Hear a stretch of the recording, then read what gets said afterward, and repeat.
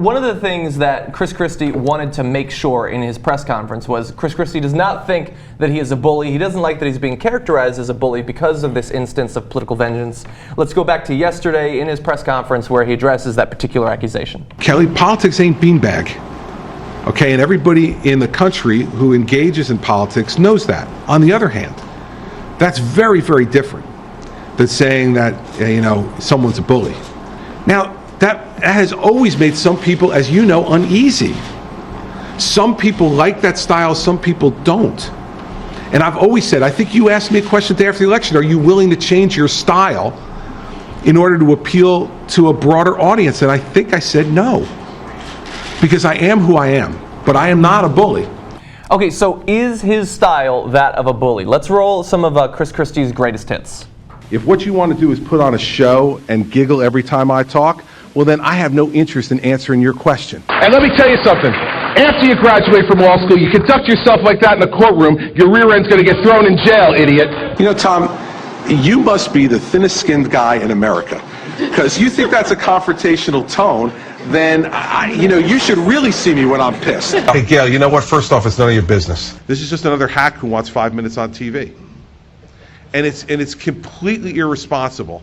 Completely irresponsible. If she wants to get on a plane and come here to New Jersey and ask me if she wants to examine me and review my medical history, I'll have a conversation with her about that. Until that time, she should shut up. Something may go down tonight, but it ain't going to be jobs, sweetheart. Did I say on topic? Are you stupid? On topic. On topic. Next question. Good. Thank you all very much, and I'm sorry for the idiot over there. Take care. You're a real big shot. You're a real big shot. Shut your mouth off. You're a real big shot. Shut your mouth off. You're walking away. That guy should never take his blazer off. Ever. Under With the blazer on, he looks quite good, actually. Yeah, he looks. But now we're being bullies. We're fat shaming him. But so those are some of the videos, obviously selectively edited to some degree. But we talked a couple of days ago about this when I wasn't yet sure that this. I felt like it was being blown out of proportion, and you said that it's a perfect example of the sort of like petty, corrupt, like old-timey politics of using your political power. He has fashioned himself to be the diametric opposite of. Mm-hmm. Yeah. Well, could you reiterate that? Because I thought you made some very good points there. Thank you. Well, I just think that he has a brand, and his brand is that he's different, that he's the guy who welcomed Obama and walked ashore in New Jersey, and when governing needed done and the people of New Jersey needed help, hey man, if this is the guy who's going to help them, this is the guy I'm going to work with. That's his appeal. That's what makes him such a threatening candidate in the general election and such a loathsome candidate to so many Republicans. Damaging that brand with sort of real classic old school, like 1880s Tammany Hall, New York stuff is the one thing that damages him the most, because it works against the thing that makes him stand out as to who he is. Real quick about those videos, the problem with calling him a bully is that if you just shorten those videos slightly, Chris Christie could put that in a campaign ad, and that's enormously appealing to a lot of people. I mean, maybe he's being a bully, but people are going to be like, yeah, that's the kind of leader I like. Right. That is who he is, and that's, that person there that we just saw in all those little clips was elected and then re-elected by a huge margin and thrust into the forefront of the Republican nominating process. So I think that you have to look at what Ben said as sort of gospel in this case. This is his brand. If this brand gets damaged, then his future in politics and American politics gets damaged, and those are the breaks. But this is who he is, and when you see him doing this petty stuff, now again, I probably differ with you guys. I'm not sure he knew. I take his apology at face value. I'm eager to find out what happened. Well, okay, but no, it's good because I nominated you this morning for the world's shittiest detective, and I think. And I think you are a lock. And so I'm so happy to be, living up. I went to the forefront of the nominating process. But the point is, this is what people want in politics. So we're all hypocrites to a certain degree. Okay, our politician, our governor, our president, our senator, our mayor, whoever it is, really fucked up, really screwed up, right? We want them to come out and apologize and take the blame. Oh, if Bill Clinton only told his cabinet the truth, he would have had the free ride. That's such a crock, right? So here's Chris Christie coming out, apologizing, saying the buck stops here. I'm going to have an investigation. He's putting it on the line. If we find out that I'm a terrible detective, and that he knew about this and orchestrated this, then fantastic. Then he goes down in flames. The most interesting part of this is that someone who is part of his close-knit group thought, if we assume he didn't know this for a second, thought that he would be happy with it. Yeah. That speaks volumes about who he is and what the people around him think he is. So I think that's much more interesting if he didn't know it than anything. There's a couple of really interesting things. I think the most interesting thing from his press conference yesterday was that he didn't pursue why his deputy chief of staff did this. He goes, and frankly, I don't care. Well, you're lying. And whenever you say frankly or look, that is the tip-off that you're about a bunch of bullshit coming. And with all due respect. And with all due respect. Means you're going to get none. And to be honest, what I'm going to say is bullshit, okay? Because that's what, whenever someone, and he did that, he goes, quite frankly, you used to be the U.S. attorney, am I wrong? And then, so he's not curious at all, like, why would you do this? I can't, because he's already saying it's not because we had political payback. I don't even know who this mayor was. Like, why did you do this?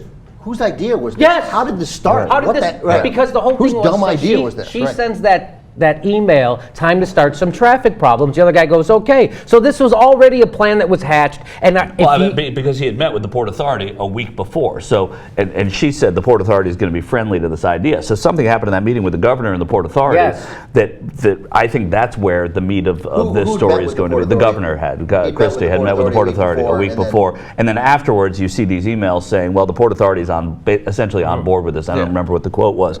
They like this. I like it like not the whole Port Authority, just Right. your part of the Port Authority. Exactly. The other part, they were like, what the fuck? Yeah. When he says the buck stops with me and he's trying to act like he's a big person, right?